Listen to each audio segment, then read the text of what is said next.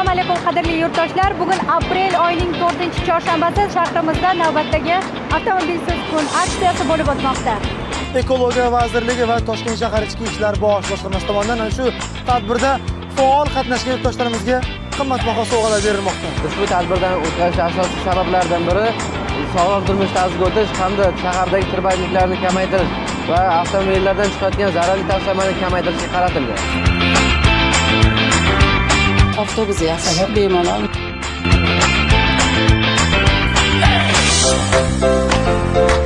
Haydovchimiz o'zi 40 yildan beri bir ishxoschilik uchun chiqdimda, hamma imkoniyat bor. Bugun nima sababdan jamoat transportiga chiqdingiz? Tez yetib olaman hech qanday. Nima sababdan jamoat transportidan foydalanmoqdasiz? Постоянно пробка, odamlarga neudobno, и mashina ko'payib ketdi. Ekologiya, во-вторых, здоровье. Jamoat transporti har doim foydali. bugun qanaqa kun? Bilasizmi, xabaringiz bormi? Biz avtomobilsiz sal qiyinroq. Bugun qanaqa kun ekanidan xabaringiz bormi? Yo'q, xabarim yo'q ekan. Bugun qanaqa kun ekanidan xabaringiz bormi? Yo'q, xabarim yo'q. Avtomobilsiz kun bugun. Xabarim yo'q edi uzr.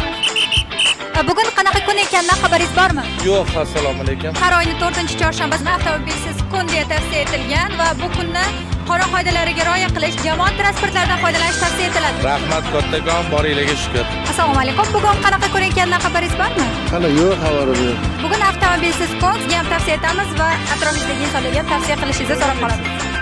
Bugun qanaqa kun ekanidan xabaringiz bormi? Yo'q. Jamoat transportidan foydalanish tavsiya etiladi.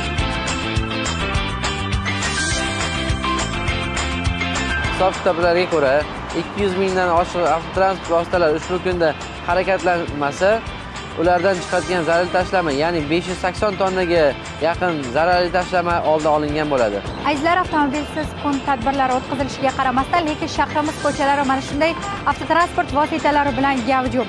Ushbu kunni qonun qoidalariga har biringiz rioya qilishingizni va ko'proq jamoat transportidan, ekologiyaga, tabiatga zarar yetkazmaydigan transport turidan foydalanishingizni tavsiya etamiz. Zero tabiatni asrash har birimizning burchimizdir.